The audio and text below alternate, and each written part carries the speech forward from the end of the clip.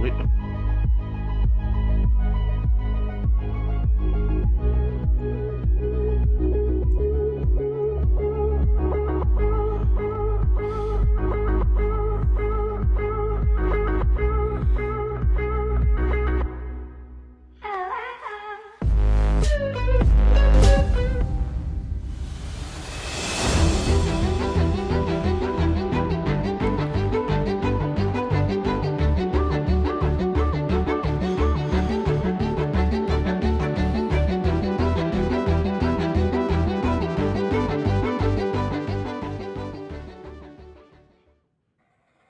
It's Friday, June 17th, 2022.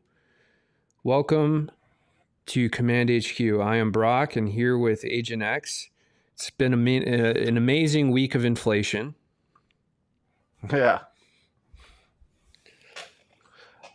it's We been have wild, man. I mean, just think Exxon Mobil was at $105 at the start of the week, and now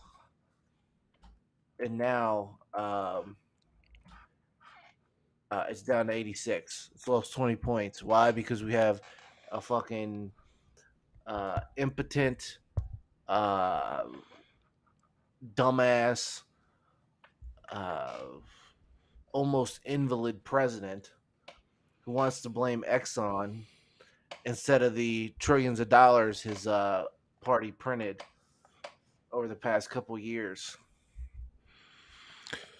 $3 trillion, in fact. Most of that money being used in nefarious purposes, people using it for fraud, people using it to be,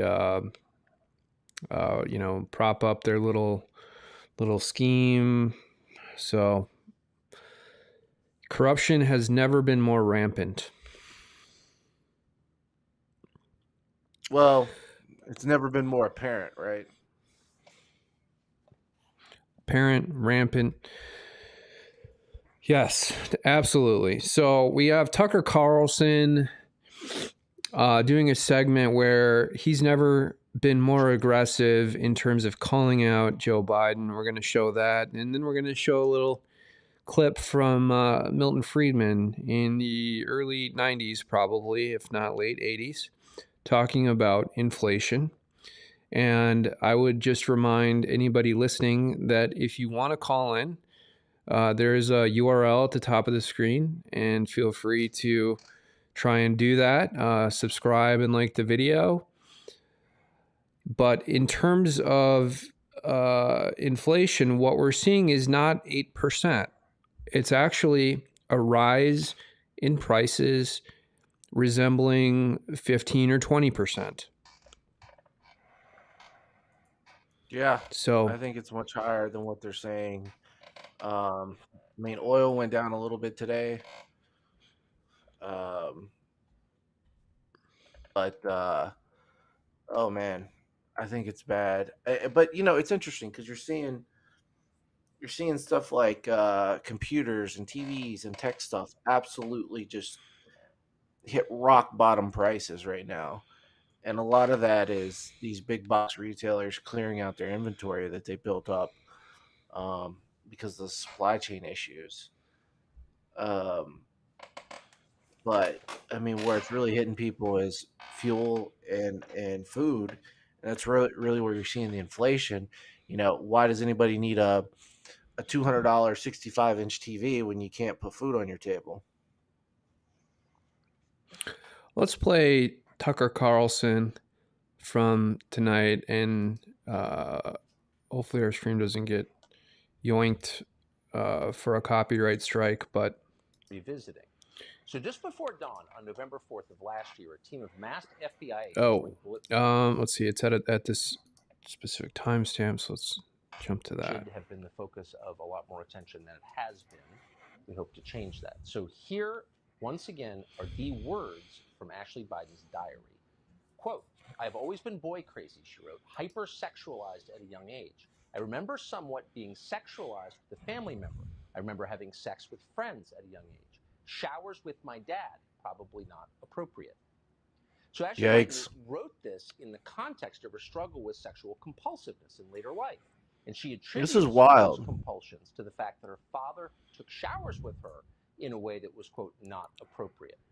Now, we have no reason to doubt that what she wrote is true. She did not write this for public consumption. She wrote it in a diary that, as you just heard, she accidentally left behind in a halfway house in Palm Beach, Florida in June of 2020 during the presidential race. Okay, let's stop it right there. Agent X, what do you think about Ashley Biden leaving this at a halfway house during the 2020 election? Well, I think it's bizarre. She's a middle-aged woman who's married, who's, I think, in an you should try to pull up and figure out what she does. But she's an affluent person from an affluent family, and her dad is literally running for president of the United States, and she's in a halfway house in Florida. That is wild. That is absolutely wild. Um, these Bidens have a knack for leaving stuff, don't they? Um, I don't know. I mean, I agree with Tucker. I find it credible. I think that the fact that the FBI is going after the woman who got her room after she left and found it under the bed. I think that the fact that they're going after her is, quite telling. But I think it's credible, and I mean, why would you not believe that she? Why would you not believe something she wrote in her diary? Her personal diary, her eyes only, that she wrote as an adult. It's credible evidence that Joe Biden is a kitty diddler, which we all knew, right? I mean, how could you not? Tucker gets a little more forceful in his commentary as this segment continues. So let's continue playing this. The woman who took the room that she left, a single mother, found that diary under the bed. Okay, so Tucker is now talking about the woman who found the diary. Now, if you are the father of daughters, ask yourself, is there... Okay, so what happened to the woman who found the diary, which you just alluded to, Agent X, is that the FBI is now investigating her for finding this diary. A single mother who is at a halfway house. I mean, it's the Gestapo, right? Well, I was thinking more about your analysis in terms of Gableman yesterday, and if you apply that same theory to this situation, that Biden is using the FBI to discredit this woman and humiliate her, it makes sense. Is there any explanation for that behavior that is justifiable? And there's not. It's sick and it's horrifying. Now, Ashley Biden doesn't say how old she was at the time she showered with her father, but obviously she was old enough to remember doing it. And by the way, little kids don't take showers, they take baths. Inappropriate showering with your own daughter? If that's not child molestation, it is definitely close enough to justify a police visit. But the police have not visited Joe Biden. They're not investigating this. Instead, the FBI is breaking into the homes of journalists who brought it to public attention. And now, according to the Daily Mail, again, you just heard this, the feds are investigating a woman called Amy Harris, who had the misfortune of finding the diary. To be clear, none of these people committed crimes, certainly not federal crimes, and yet they are being harassed and tormented by federal law enforcement because they embarrassed. Yeah. Tucker states something similar that you said. But if they're going to try and intimidate this woman who had found the diary, and maybe even try and trip her up with a process crime, like, for example, lying to the FBI is one of these typical process crimes, then they could really discredit her. And at the same time, we have people leaking the Dobbs decision from the U.S. Supreme Court, which these people will face zero consequences, zero accountability. They don't even know who it was. They won't even come out and say who. I mean, I'm sure they know who it was, right? We deduced it fairly quickly, but they won't even acknowledge it. And a woman like this, who is vulnerable, they will pick on her. They will take advantage of her that she is poor, cannot afford representation, and they will attack her publicly to destroy her credibility and make her look like a criminal. Why? Because she found a fucking diary that a crackhead left under a bed. Yep. So I think that pretty much is it. And again, I really don't like playing these things because I don't even want to think about it, but it is necessary. Joe Biden and spilled very dark secrets to the world. And the effect is to intimidate everybody else in the media out of covering it. And that's why you're not seeing media coverage about this anywhere. It's enough very to true. reassess stories that you have read about Joe Biden in the past that we probably didn't take seriously enough. But in light of this, why is he kissing these women on the lips? In the run-up to the last I don't know. Here, several media outlets did run stories, and they included. I mean, 99% of men as adults only kiss their wives on their lips, and here he is doing all this stuff. Videos, here, let me send you a link. Testimonials that documented Joe Biden's habit of touching. Pause that and go to that link that I just sent you. Okay.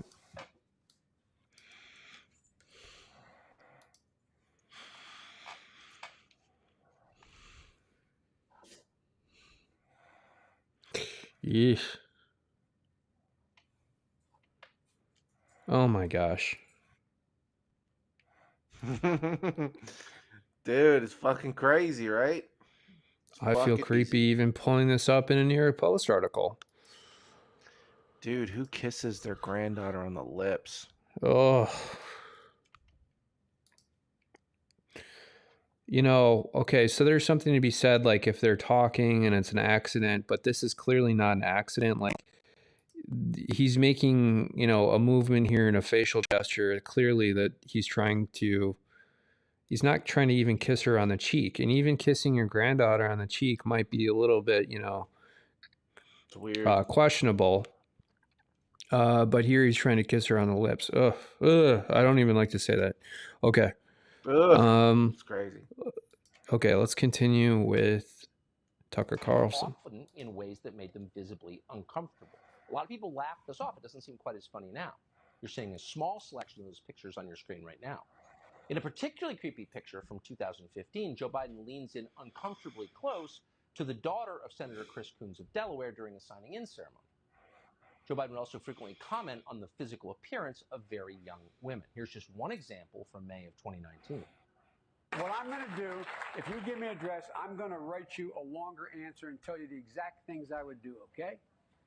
Okay? Promise? I'll bet you're as bright as you're good looking. I tell you. To be clear, Joe Biden has not simply over the years and recent years been accused of making women uncomfortable. He has been accused of rape.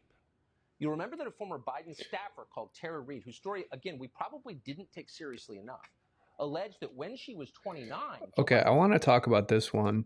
Agent X, I followed that story very closely. This woman was a staffer, I think, in Biden's office when he was a senator earlier in his career, and she made very credible claims against him. And I take a lot of these sort of media-driven claims with a grain of salt, but I listened extremely closely to what she said, and it seemed like something Joe Biden would do. Well, I mean, she was extremely... Hold on, pause that. She was extremely credible, right? Extremely detailed. I think her mother called into like Larry King or something, and they really went after her. But got to remember the hypocrisy of it. This was in the height of the Me Too movement, and they didn't want to believe, like, because it didn't fit their narrative, they absolutely trashed this woman and destroyed her credibility and threw her out into the fucking gutter. I mean, it just shows you that this is all fucking... it's all just a grift. Yep. I think that's pretty much it. By Democratic partisans, you're a liar because actually they don't. You know, and again, she's attacked by Democrat partisans. She's a liberal Democrat herself. She didn't come out with a hardcore agenda. If anything, you would assume that she would be voting. I think she even said that she was still going to vote for Democrats during some of her interviews that she had been asked if she was going to be more of a partisan in terms of voting for Republicans or whatever. So it didn't seem like she had like a major political axe to grind. Maybe a personal axe to grind, yes. But yeah, so you could clearly see the bias and the prejudice applied against her. But I think that's it for this. It's just a crazy, wild situation. Do you want to switch over to talking about the increase in prices and inflation? Sure, we can play the Milton Friedman video. Let's play the Milton Friedman video. Before the economy tanks, you'll want to see this. Understanding inflation.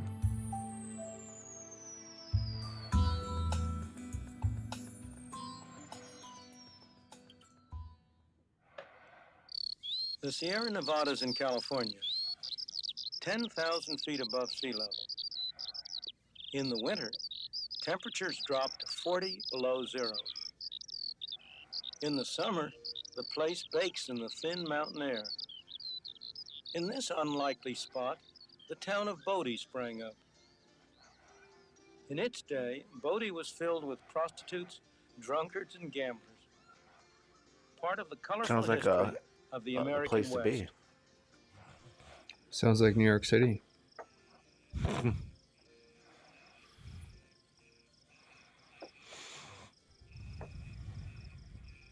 Is that about how tall you are, Agent X? A century ago, this was a town of 10,000 people. Wait, how tall? I didn't see it. Tall as Milton Friedman. What brought them here? Dude, Milton Friedman is a manlet.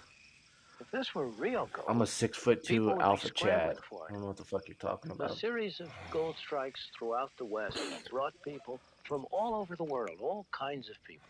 They came here for one purpose and one purpose only, to strike it rich, quick.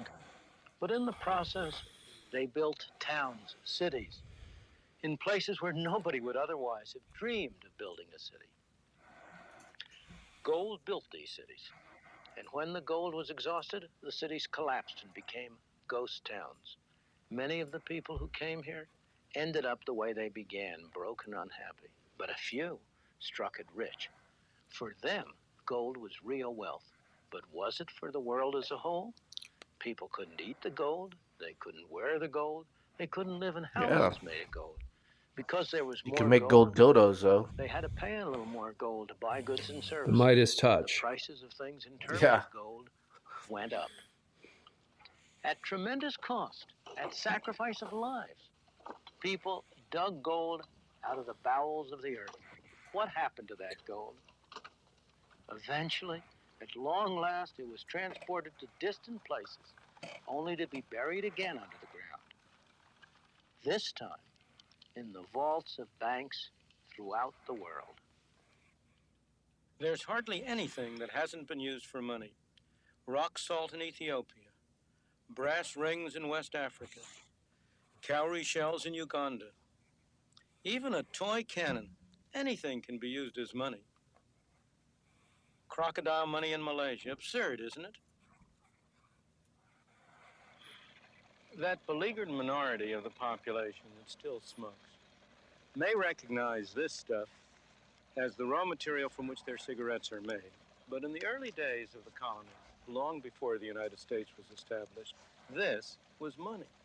It was a common money of Virginia, Maryland, and the Carolinas. It was used for I think all this sorts is the of most things. interesting part, The right? legislature voted that it could be used legally to pay taxes. It was used to buy food, clothing, Particularly when they housing. start issuing the certificates. Indeed, one of the most warehouse interesting certificates. sights was to see the husky young fellows at that time lug 100 pounds of it down to the docks to pay the costs of the passage of the beauteous young ladies who had come over from England to be their brides. Dude, that's what you Now you need. know how money You need is. to get There's a a barrel tendency of for it tobacco and to just grow, import for a more and more beautiful of it to be European woman. produced, and that's what happened with this tobacco. As more tobacco was produced, there was more money, and as always when there's more money, prices went up, inflation. Indeed, at the very end of the process, prices were 40 times as high in terms of tobacco as they had been at the beginning of the process. And as always when inflation occurs, people complained. And as always, the legislature tried to do something. And as always, to very little avail. They prohibited certain classes of people from growing tobacco. They tried to reduce the total amount of tobacco grown. They required people to destroy part of their tobacco. But it did no good. Finally, many people took it into their own hands and they went around destroying other people's tobacco fields. That was too much. And they passed a law making it a capital offense, punishable by death, Yeah, to dude. destroy somebody else's tobacco. Gresham's law, That's one what of the we're on the brink oldest of right now. laws in Pause it. Pause economics, it. Pause it. was well illustrated. That So that's what we're on the brink of right now. Inflation is so high. We're going to see people going around. We're going to see riots break out. We're going to uh, see people who are so frustrated that they can't feed their families that they're going to go out and they're going to start smashing things, busting things, stealing things. And that's what we're on the verge of here. Just like they lit fires to tobacco back in the day to try to stop inflation, we're going to see riots break out. What do you think? Okay, so you're drawing a line between what happened in the 17 and 1800s, early 1800s, before the Industrial Revolution took hold of the United States and kind of pushed this country towards this mechanical lurch. And what we're dealing with now is kind of a lurch into this more hardcore digital age. And this might be Well, one of those speed bumps that you're dealing with. well, if you listen to what he's saying, right? He's saying that this is like a recurrent pattern through history, right? Is it whatever you use for money, eventually the bubble pops and there's inflation and the money system breaks down and you have to start over. And as part of that, you start to see societal norms break down, just like burning of tobacco fields. And that's exactly what we're going to see. We're going to see the riots break out this summer, and they're going to be egged on by the Democrats. Um, and they're going to say that it's a culture war, that conservatives started it or liberals started it because they want to put drag queens in schools and they want to call people groomers. I don't know. There was a fight that broke out today in the New York city council because they were calling each other groomers. It's fucking wild. And that's exactly what we're going to see. And they're going to blame it on this social division that they've been cooking up. But in reality, it's going to be people who feel the pressure of inflation, who can't feed their families, can't put gas in their cars, can't heat their homes or air condition their homes. And that is what is going to cause it. It's a recurrent pattern throughout history. Okay, so you said one thing there that struck me, and that is that you said eventually all money breaks down, or eventually this always happens, essentially implying that it's inevitable that inflation takes hold at one point in history, depending on whatever commodity is used. In this case, we're dealing with markets, regular dollars, yada yada yada. But I don't think it's inevitable. I think when you have disciplined, uh, uh, you know, investment and you have disciplined use of money, inflation is not inevitable. But what happens is there's a breakdown somewhere in how resources are managed and used. And that's kind of what happened in 2019 here in the United States, because we were already, coming up in terms of our sovereign debt. We were having issues with it. And then the pandemic and these lockdown orders, stop work orders, came in and they broke the camel's back. They were the last straw. So I don't think it's inevitable. I think that a lot of economies work just fine if not for some of these events that are seen historically. Here, you saw, I mean, I'm not familiar exactly with what happened in the late 1700s or the early 1800s in terms of the US economy, but you had similar market conditions that were dependent on revenues coming in from Europe and the Caribbean. And you've seen what Dude, ultimately happens, which let is me the stop you. destruction of the Let me commodity stop. itself. Let me stop you. All right. Every fiat currency that has ever been introduced has failed, and the vast majority of them have failed because of hyperinflation.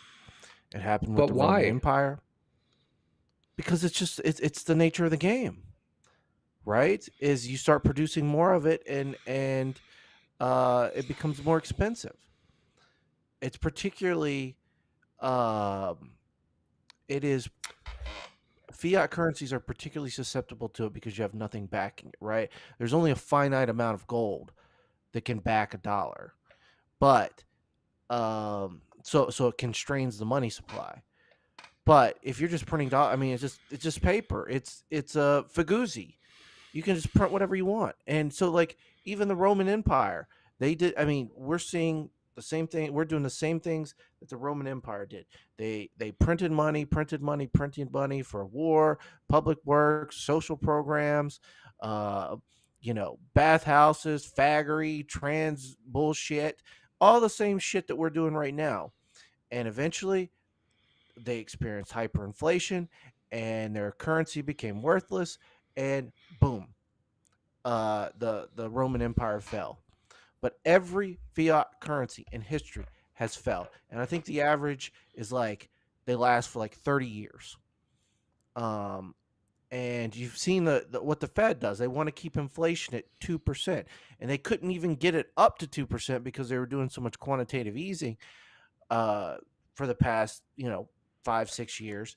But they always want it to run at 2%, and then to get it up to 2%, they admitted in documents. You can go watch the uneducated economist. He said, he pulled the papers from the Fed statements that said, "Hey, we're going to let inflation run fast and hot so we can get up to our 2% target." And they have let it go wild now.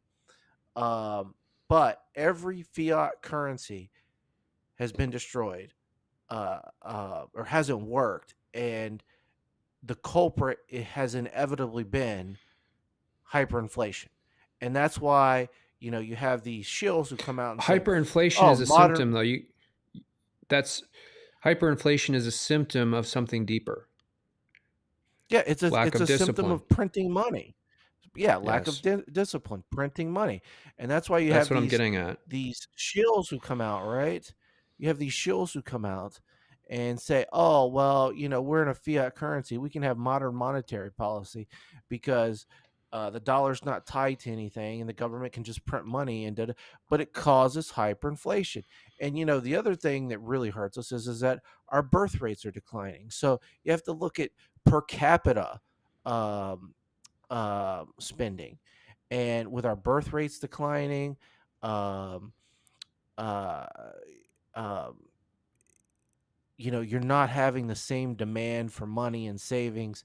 It's not soaking it up at a per capita rate. I think that is why the Democrats are trying to flood the border with illegal immigrants, right? Is to kind of fend off inflation, create um, competition in the job market.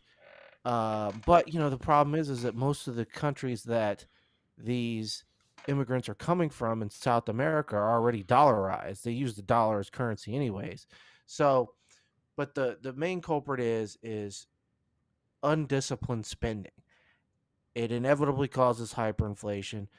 It happened to the Romans. It's happened to. Hold on, I'll pull up the number right now for you. There have I think been that's the main driver. Yeah. there have been 775 fiat currencies, at least 775. Every one of them have failed, and the average is 30 years. I'm not disagreeing with you that the majority, if not all, fiat currencies fail. I don't even want to talk to that because I haven't reviewed your material, but I will say that it seems like the culprit is government, massive government spending, and it Yeah. results in the destruction of the commodity itself. Milton Friedman here is talking about tobacco being used as a fiat currency, and then he speaks about these riots that Well, no. destroyed He's not. the No. agricultural fields. He's no. So that was not a fiat currency, right? That like the currency was tobacco. It was the commodity. They started issuing warehouse certificates for it, right? Okay, so the So warehouse so it's certificates so were the fiat currency. no. The warehouse certificates were like the dollar, like our dollar back in the 60s and 70s when it was backed by gold. They were backed by barrels of tobacco. What he is saying is a little bit different than what I'm saying. He is saying that even when you have a currency backed by something, right, like tobacco or some other commodity, inflation always happens Mm-hmm. because you start producing more of it as long as you can continue to produce it. So that's what happened with tobacco. More and more people started growing tobacco. It created inflation. But where you have, I mean, that's one of the reasons why they picked gold, right? To initially back the dollar. There was only a finite amount of gold. You can't go out there and really start planting, gold plants. I mean, you have to mine it. There's a lot of investment. So there is a finite amount of gold. Um, so that's one of the reasons they selected it. And then, they realized, we went to a fiat currency and fucked ourselves. It's more, this hyperinflation is more prevalent with a fiat currency, right? Because there's no commodity backing. You don't have to go out and plant crops into the ground, or you don't have to go get a bulldozer and dig for gold. You don't have to put that investment in. There's nothing, um, uh, there's no constraints to it, right? Even with tobacco, there is a constraint. You have to have land. You have to grow it. So hyperinflation is more prevalent where all you have is a printing press. We become even more undisciplined and increase the money supply to the point where we have hyperinflation, and we're Okay, destroying let our me ask you economy. this. Are you defining fiat currency as a currency that's not tied to a commodity? Because in its purest form, a fiat currency is just a currency used to exchange a good or service.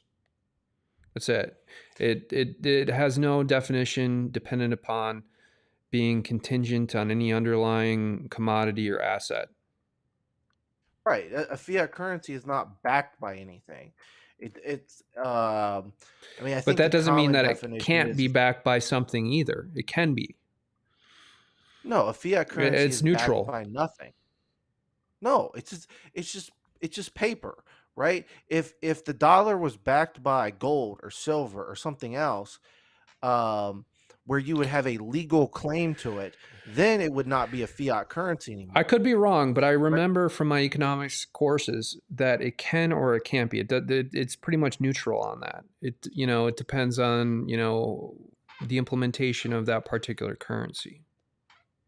No. A fiat currency is money that is not backed by a commodity like gold, silver, tobacco, whatever. That means Let's just so traditionally, like, if you got a dollar, right?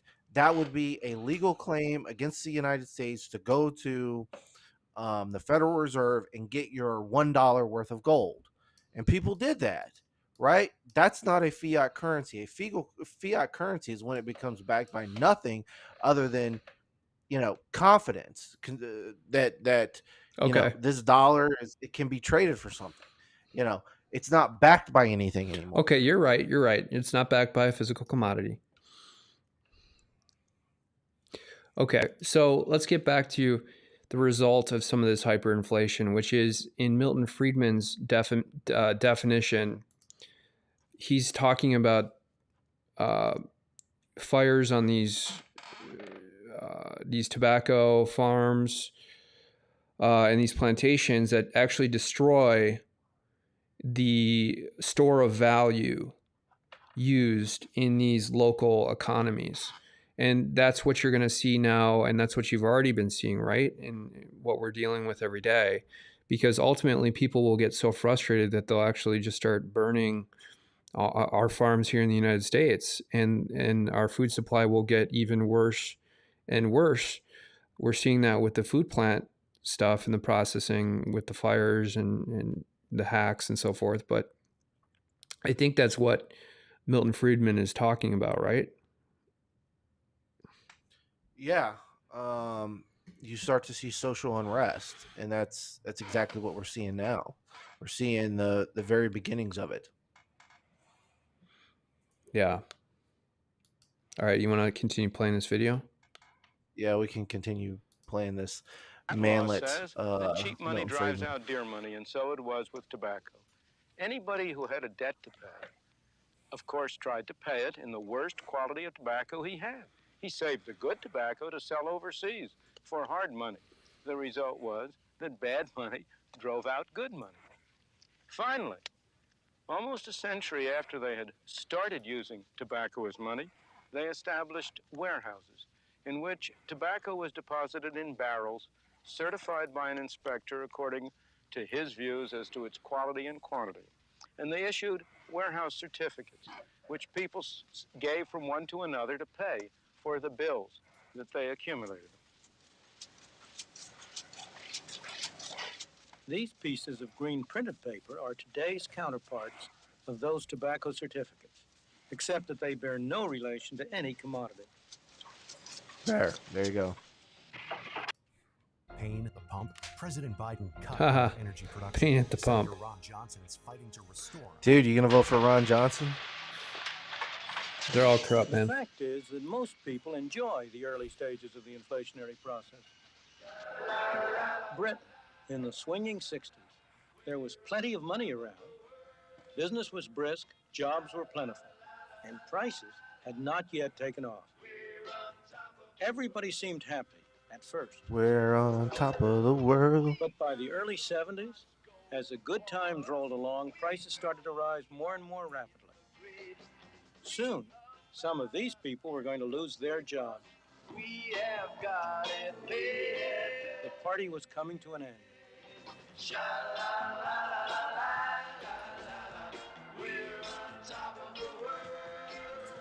We're on top of the The world. story is much the same in the United States, only the process started a little later.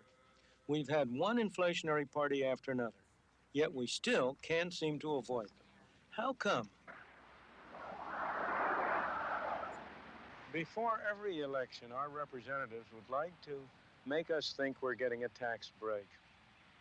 And they're able to do it while at the same time actually raising our taxes because of a bit of magic they have in their kit bag. That magic is inflation. They reduce the tax rates, but the taxes we have to pay go up because we are automatically shoved into higher brackets by the effect of inflation. A neat trick. Taxation without representation. The more I work, it seems like the more they take off of me. I know if I work an extra day or 2 extra days, what they take in federal income tax alone is almost doubled because it apparently puts you in a higher income tax bracket and it takes more off you. Bob Crawford lives with his wife and 3 children in a suburb of Pittsburgh. They're a fairly average American family. Don't slam the door, We're Daphne. on top of the world. What are you doing? Making your favorite dish. Dude, he's got that was the American We went to dream, man. Look at that. Crawford's He's got a home hot wife. After he'd spent a couple of I know. days working out his Just federal going and to state the income taxes mill, for the year. making some For our benefit, dough, doing he his tried taxes to estimate there. all I the know, other that taxes was he the had life, paid as wasn't it? well. Dude, You know, that this way was, of peak that America. was peak America, but that way of life really existed until like 2000, right before September 11th. Like the Yeah, 90s man, were it pretty really good. did. The 90s were great, and then you had all this fucking tranny shit, man. Listen, let me tell you something. We ought to talk about these trannies because it's getting really bad. But let's Are you finish seeing it this. out there, like out by your house? You go into a bunch of drag shows where you seeing this stuff? Dude, I know that's your we'll talk favorite thing about to it. do. Fuck you, man. Fuck you. Fuck you, man. I know that your thing to do is you don't go after the trannies. You just go after the females that have very masculine characteristics. So you're really on the line there, buddy. I mean, who doesn't like a woman who, is strong and makes a lot of money and is intelligent? Who doesn't like that?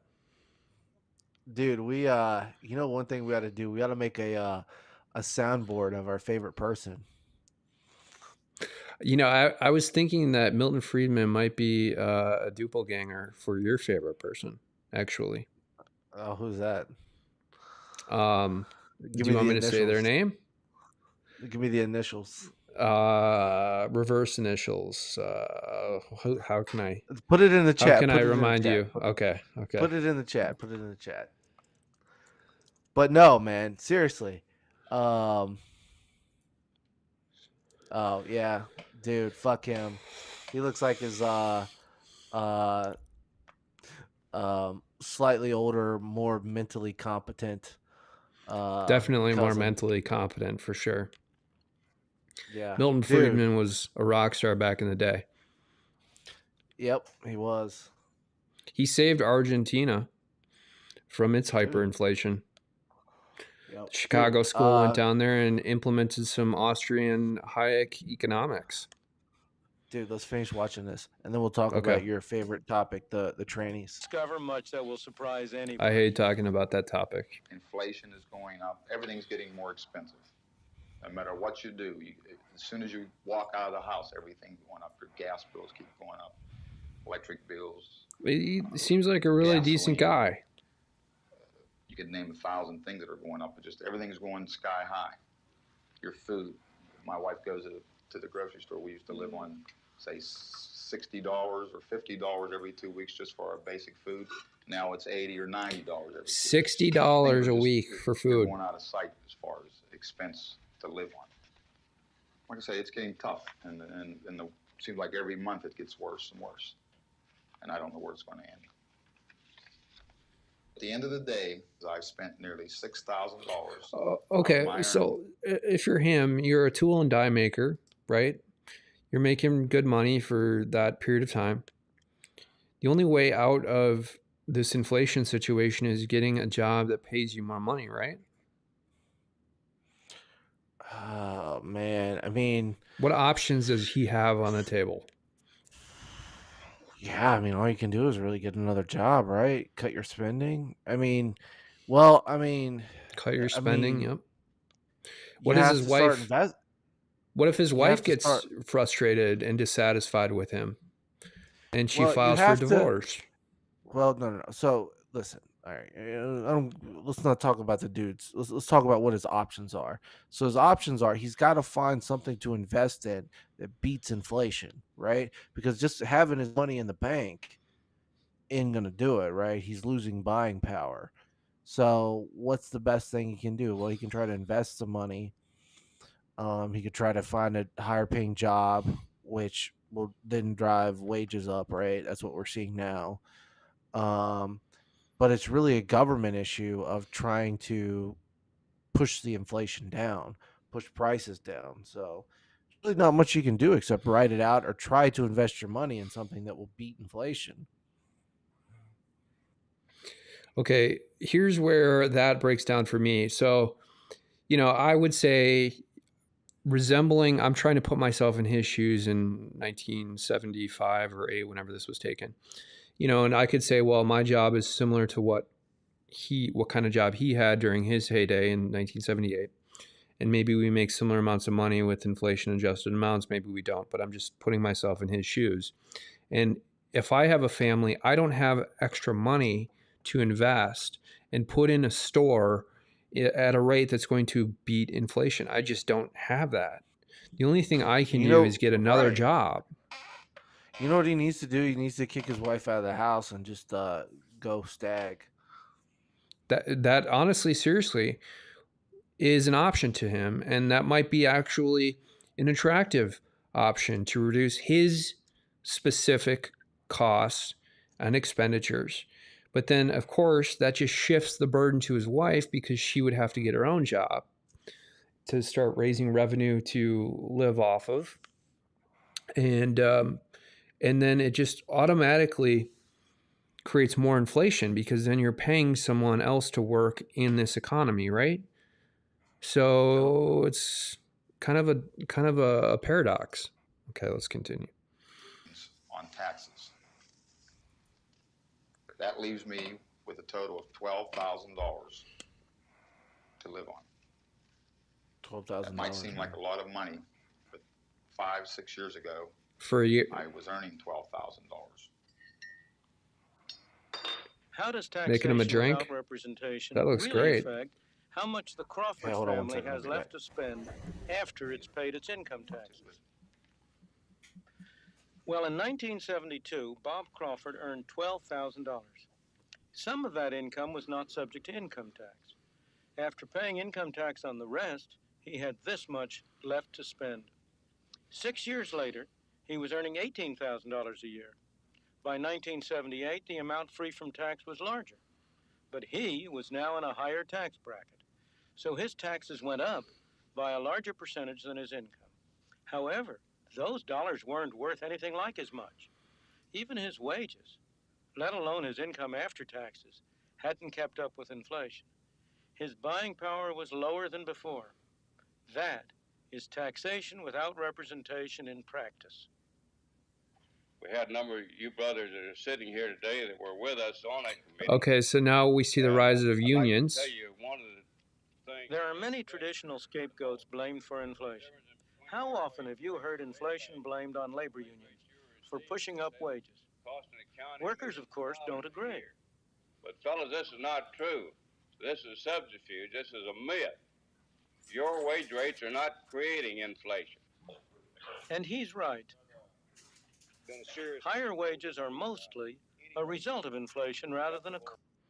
Very interesting analysis by Milton Friedman here, alleging that higher wages do not contribute to inflation, rather that higher wages are a result of inflation, which contradicts my previous statement. However, the uneducated economist said that one reason the Federal Reserve is raising interest rates right now is to combat this hyper spending in the labor market. And so the uneducated economist is disagreeing with Milton Friedman. Let's continue. Cause of it. Economists in this country. Indeed, the impression that unions cause inflation arises partly because union wages are slow to react to inflation. And then there's pressure to catch up. On a day-to-day basis, trying to represent our own members. That, in fact, is not the case. Not only can we not play catch-up, we can't even maintain a wage rate commensurate with the cost of living that's going up in this country.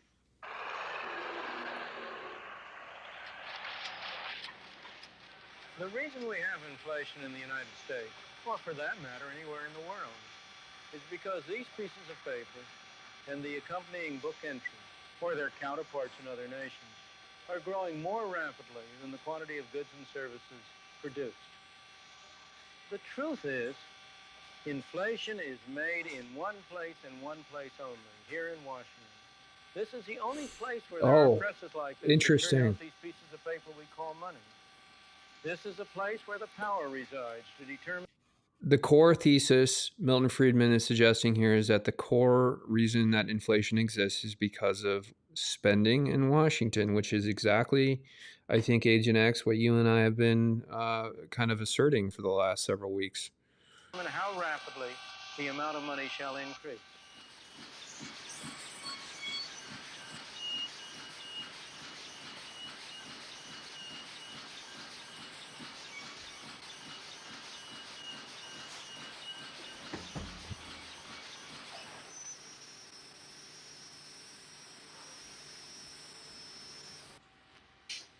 What happened to all that noise? That's what would happen to inflation if we stopped letting the amount of money grow so rapidly. This is not a new idea. It's not a new cure, it's not a new problem. It's happened over and over again in history. I'm surprised they let Milton Friedman into this facility that's actually printing US dollars during this time period. Sometimes inflation has been cured this way on purpose. Sometimes it's happened by accident. During the Civil War, the North, late in the Civil War, overran the place in the South where the printing presses were setting up, where the pieces of paper were being turned out. Prior to that point, the South had had a very rapid inflation. If my memory serves me right, something like 4% a month. It took the Confederacy something over 2 weeks to find a new place where they could set up their printing presses. Oh, this is really fascinating. Agent X, did you see this part where he's talking about how the North had actually invaded the printing presses for the Confederacy? Start them going again. During that 2-week period, inflation came to a halt. After the 2-week period, when the presses started running again, inflation started up again. It's that clear, that straightforward.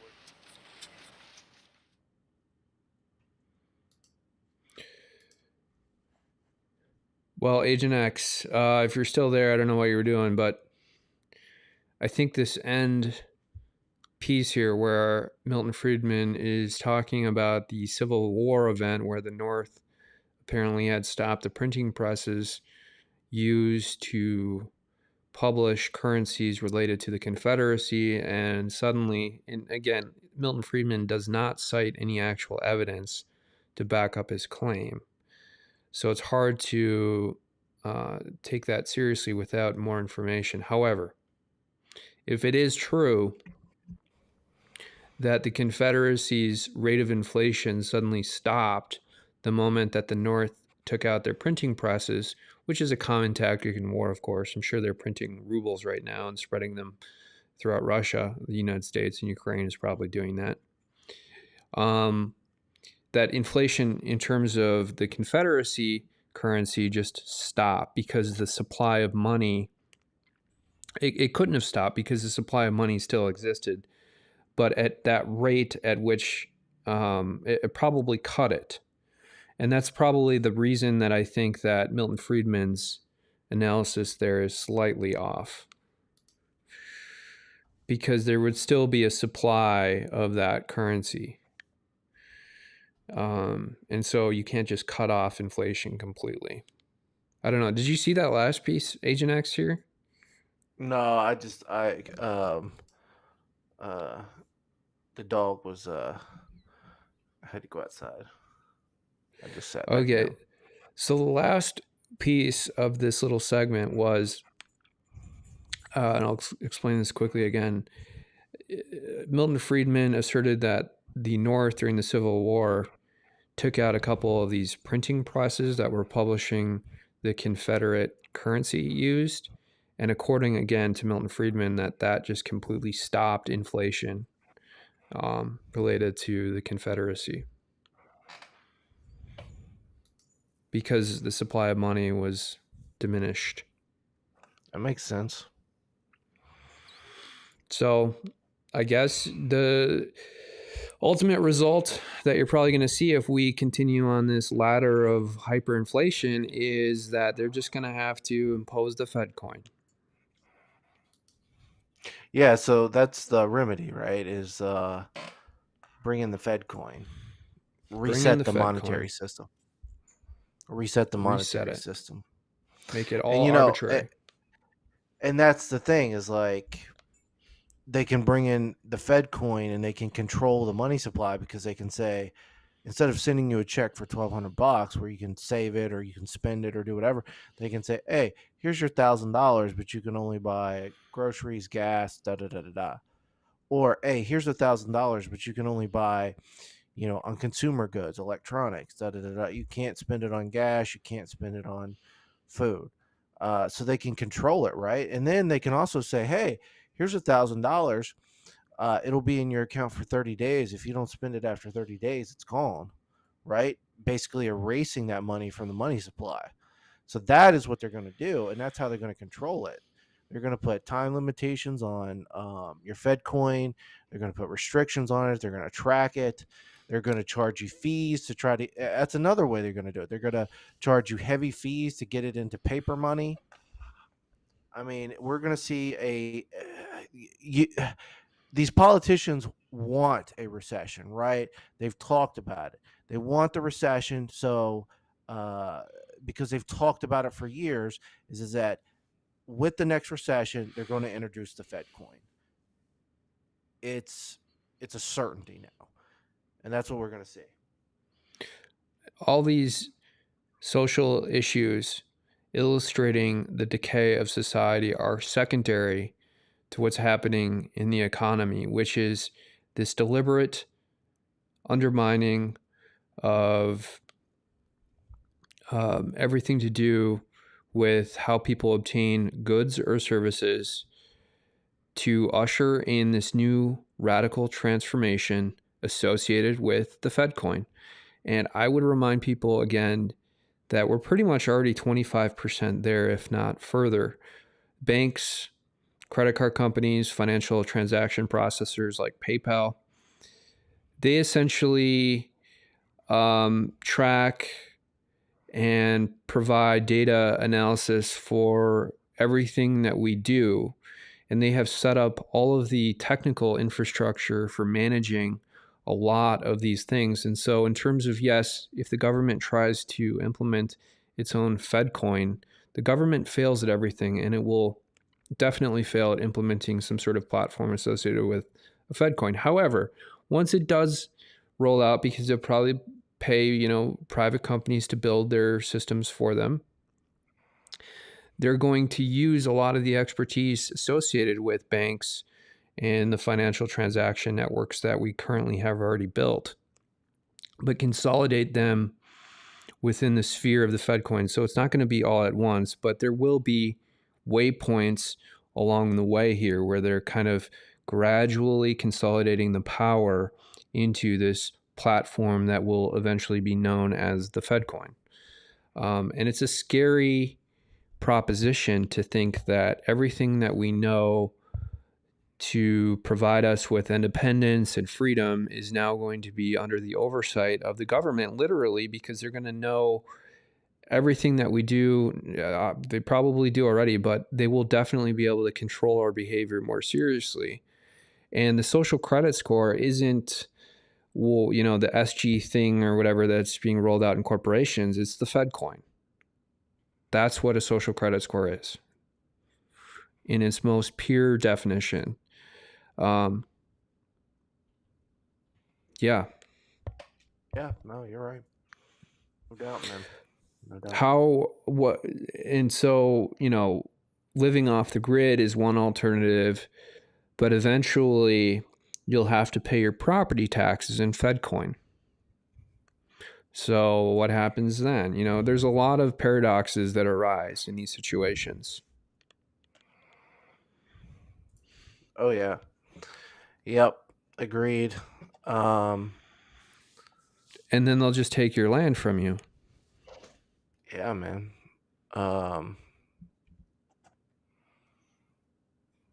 It's gonna be wild. We're gonna see a totally new dynamic here, a paradigm. How long do you think it's gonna take? I think we're gonna probably see it by the end of we're gonna see it by the end of the year. I think we're gonna start seeing them pushing out Fed coin by the end of the year. I think if there are major riots, they will try and do a hard reset on the financial system and start rolling stuff out. But I think it'll be dependent upon how fast society unravels. Well, I think it's going to be pretty quick based on everything that we're seeing, right? There's going to be martial law. They're going to activate National Guards in every state. And, they're going to first protect federal institutions, the federal court system, Congress, the Justice Department. The executive branch is always well protected, but that's going to be their first instinct. And then the second instinct is going to be sort of like maybe protecting um,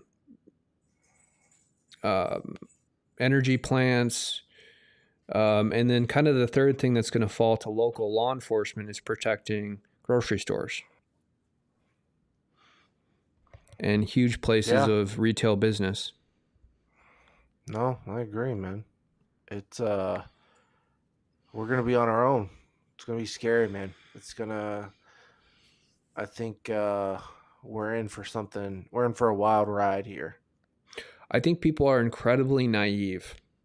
The more I absorb in terms of analysis on where society is going, because I don't think that, although people are waking up and waking up really quickly, I don't think that people realize how quickly all of this is going to crash down. And and maybe I am naive, I think it's going to take 5 years. You're on the spectrum of thinking that this will take maybe a year, maybe 6 months. And I think it's going to at least take 5 years. Nah, it'll be quick, man. It'll be quick. They'll have a precipitous downturn, right? So they can implement FedCoin, start pumping government programs. They have to have FedCoin ready, though. It's not ready. I think it is ready. I mean, everything they've been talking about FedCoin for years now, and right, FedCoin's not going to be based on the blockchain.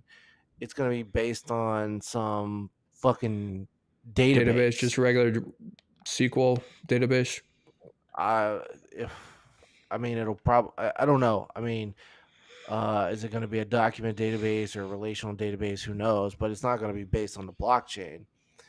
And I mean, they'll later probably try and improve it with the blockchain, but yeah, probably the beta release will just be some shitty database. Problem is scaling databases when you're dealing with 300 million people. Right. With the shard databases,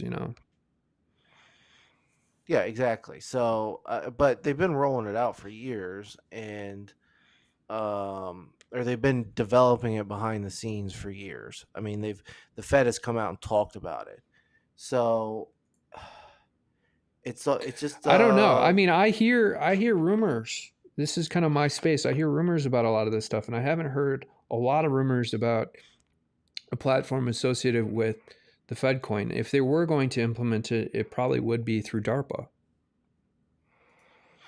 to get a seed. I think that they have a working. I think that they have a working system, man. I really do. They might. I'm not saying they don't. I'm just saying that you would think that they would have more formal organization or transparency at least around it, especially considering that a lot of government spending is transparent. But this could be part of some secret military black budget, that the public doesn't have access to. Could be. Until it's finally rolled out. Yeah, okay. I mean, you're right. It could be. All right. What are some of the other stories you want to talk about? I really don't have much, man. I don't either. If anyone wants to call in, we'll leave a few minutes here now. We would love your call-ins. Please do subscribe and like the video. It is Friday. It's been really an amazing week in terms of people waking up. I think Biden's approval rating is at 39%, and it is falling quickly. Most people have said at this point that they would have voted for Trump. I mean, that's obvious. But again, I think this goes to show that, what happened with the election was very strange. There's no way that Biden, with one of the lowest approval ratings in modern history, could have earned 82 million votes, which is, I think, the highest vote total in the history of presidential elections. Despite being, even going into the election, one of the most unpopular candidates in modern history. So there's a lot of strange things, and especially now that they're promoting as propaganda this January 6th theater all over really the is media. No theater. one's tuning in, by the way. No one's tuning into this stuff. I mean, CNN ratings have dropped so much. Even people who maybe minimally believe that January 6th was a real event and that Trump was behind it, they're getting sick and tired of being overwhelmed and inundated with all this propaganda media. People can see through the lies, and people can intuitively understand if someone is being truthful and authentic. And what you're seeing with a lot of this media is just naturally, you're just like, it's complete misinformation. And that's another lead up factor to hyperinflation is propaganda and misinformation, which the media has been massively producing, especially in the last 6 months. It's almost like as their mainline media revenue falls to alternative media, they've just, went all in, doubled down. Yeah. No, you're right, man. I mean, I see so many of these news clips on YouTube about this January 6th stuff, and it's just like nobody cares. Nobody cares. Speaking of January 6th, I wanted to highlight one defendant. Her name is Dr. Simone Gold, and she was just sentenced to 60 days in prison, as well as I think 1 or 2 years of supervised release. It could be up to 5 years. I can't remember. But she's not only a doctor, but she's a Stanford-educated lawyer. And not to get into some of the COVID misinformation policies, but interestingly enough, I think she just walked through the Capitol, and she has really received a 60-day sentence, whereas a lot of these other defendants who might not be as well off as Dr. Simone Gold have received much harsher sentences for misdemeanors, up to 6 months in prison. In the federal system, I think that you have to serve like 95% of your time. So they're receiving, if they get a year, they have to essentially sit in prison for almost a year, 364 days. And Simone Gold, yes, she shouldn't even be in prison, but she's only getting 60 days. Her medical license, thankfully, has not been suspended, but they're threatening to suspend it over some of this information that she's supporting that would potentially violate the misinformation policy that YouTube has set up, so we can't talk about it. But yeah, I mean, hopefully a lot of this comes to an end, and you're seeing, I think she has 500,000 followers on Twitter. And she's just been, rabid about tweeting about this stuff, and people are really tuning in and believing her. I mean, this is a legitimate woman. She's intelligent. She's well-educated. She's authentic. She's telling the truth. And if they're going after someone like Dr. Simone Gold and trying to put her in prison, who else are they going to go after? Yeah. Coming for all of us. Yeah. You're absolutely right. I think people are just fed up, right? They're just fed up with the shit. They're tired of seeing people get picked on by the government. Yeah. Yep. All right. If you don't have anything else to talk about, we don't have any call-ins. We should probably shut this down. Thank you so much for tuning in. We still got some viewers, man. 40 viewers. What else you want to talk about? Dude, I don't have nothing. I got nothing. I'm just hanging out, man. We should probably do a little segment on the prison planet. We always put some of these things in titles and we forget to talk about them, or I forget to talk about them. But I wanted to touch a little bit on what we think Elon Musk is building in terms of Starlink, these neural chips that he's putting in people's brains, and the ultimate stack that they're probably going to have ready by 2030, which is this quantum blockchain. And the nerve center of this is going to be quantum computing. And so is this, kind of a conspiracy theory? Maybe. But this is kind of futuristic in terms of what we think, at least, Elon Musk and the military industrial complex, including DARPA, is planning for society in the coming years, particularly around 2030, where they're going to try to plug everybody into this multiverse and or the metaverse, metaverse. And I think Starlink launched 53 satellites today. Or SpaceX launched them for Starlink. Have you seen where they basically came out and said that you know the reason that the Ukrainians have been able to push back the Russians is because of Starlink? Yes, I have. Yeah, and again, I think this ties into this drone warfare approach that's been very successful, particularly in guerrilla warfare against the Russians. Even though Russia's ultimately going to win this war, if you were to look at it from a tactical or strategy point of view, Ukraine has been extremely successful. Yeah. I mean, just looking at it from a neutral point of view, especially with using these Starlink internet terminals in Ukraine, because that was one of the first things that the Russian military tried to do, which was to destroy the internet and communication infrastructure in Ukraine so that the Ukrainian military wasn't able to communicate and offer a defense against the Russian invasion. And yet it's actually been the Ukrainians have somewhat, peoned the Russians with this drone warfare. I mean, they're sending like 50 of these drones at each of these tanks in the middle of the night and destroying these tanks outright. And I mean, how terrifying would that be?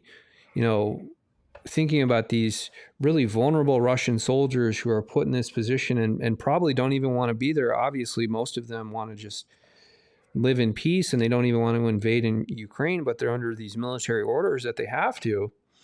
It would be terrifying to see one of these drones in the middle of the night from the Ukrainian military, who's basically your brother, your cousin, sending these drones after you.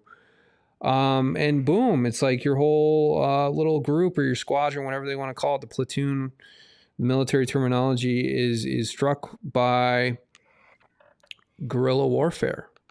I mean, these satellites have been very, very effective. So yeah, SpaceX launching 53 more. Where is Elon Musk getting this funding, and where is he getting his instructions to do certain things? Well, he's not getting these instructions from his own team. They're just administrators. He's not coming up with these ideas. Who's feeding him this information? It's DARPA. It's the Defense Intelligence Agency. It's the DIA.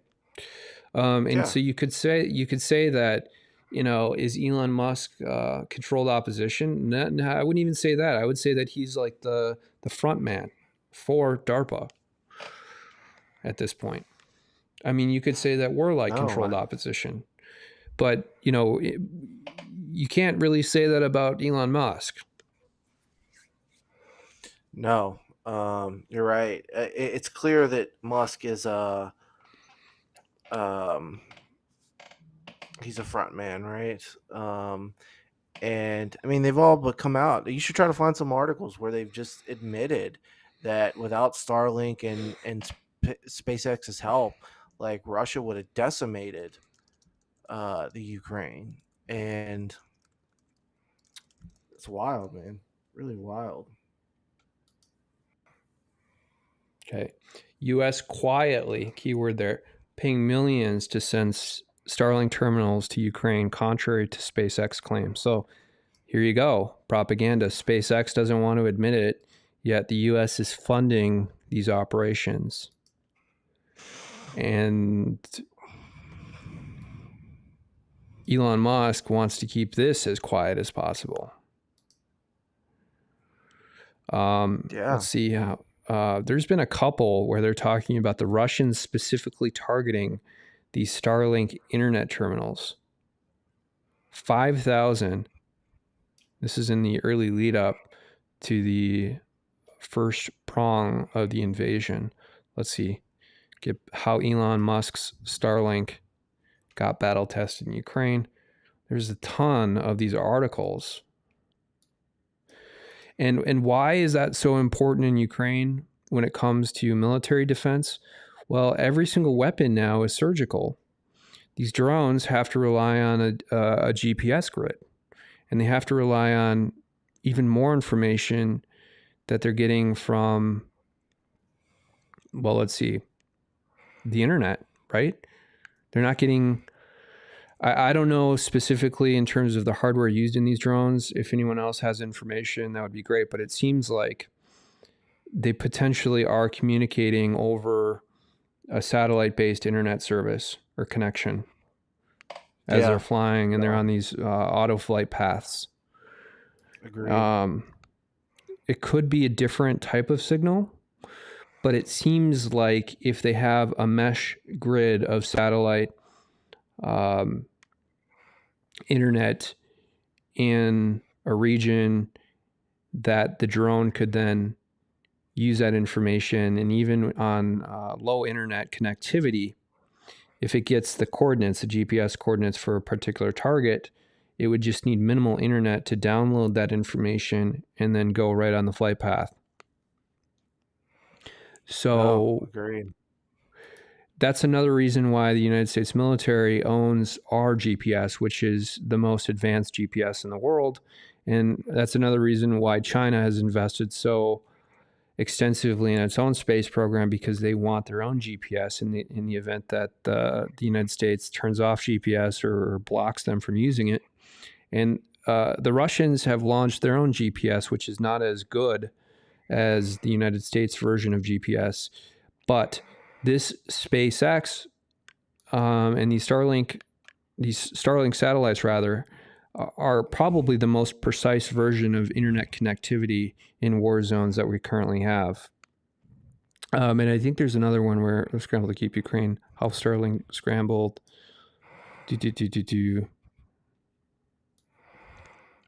Another piece of evidence, and I know that you've talked about this, Agent X, which is that Elon Musk has publicly feuded with Russian generals on Twitter. Yeah, I mean, I think at the beginning of the war or the Ukrainian invasion, he was talking shit back and forth. But, now he's focused on Twitter. It's interesting, right? Like, behind the scenes, he's doing all this shit with Starlink and DARPA, right? But they have him in the middle of the social conversation with Twitter. Like at that leaked Twitter meeting yesterday, he looked totally unprepared, didn't want to be there. Seemed like he had 1,000 other things to do, and he was just there to be like kind of a front man. Like it's no, I mean, it leaked, right? And it wasn't any secret that it was going to leak, that meeting. But it just shows you he's a front man. Yeah, it's a psyop. PSYOP, exactly. So here, DARPA admits that they're using Starlink to have a launch of a blackjack network. So that's probably a sub-platform on these Starlink satellites, is kind of the military blackjack network. Yeah. And by the way, another supplemental fact surrounding this is that the FAA, Federal Aviation Administration, has mandated, I think by the year of 2017 or 2018, that all commercial aircraft have to use it's like an AV, what is it called? AVBA FAA system. That's, what's the name of it? It's the guidance system. Use FAA release flight path system.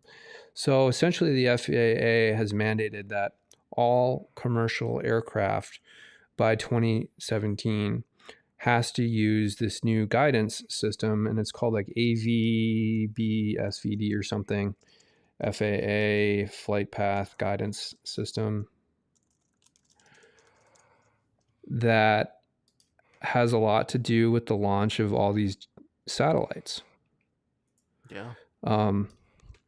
If you look at patent records for all this stuff, and there's like anti-collision systems built into this this guidance system, and so it's supposed to prevent planes from obviously colliding with each other, but more importantly, preventing planes from hitting like birds or other smaller objects that can also have a tremendous impact on the safety of commercial aircraft. So a lot of this stuff ties into it, and so they're using this as kind of a secondary characteristic in whatever networks they have armed on these satellites. And the other interesting thing too, have you heard about those other satellites that take little photographs of every little piece of the Earth? They're like peephole satellites. No, I haven't heard of them.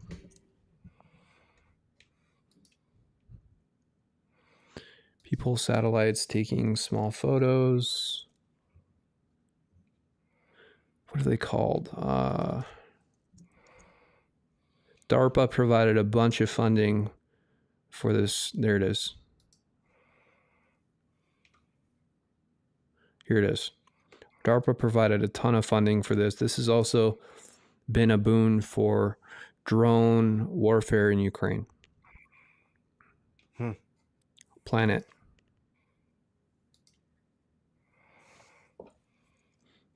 satellites. It's wild. I can't believe you've never heard of these satellites. No, I haven't. Planet Labs. I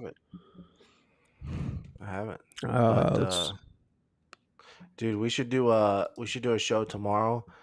Just Elon Musk, Starlink, Prison Planet. Just, very minimal about the news. But yeah, we should shut it down and focus on tomorrow. Thank you for tuning in. Please do subscribe to the channel and like the video. We'll see you tomorrow. Have a great rest of your weekend. Bye.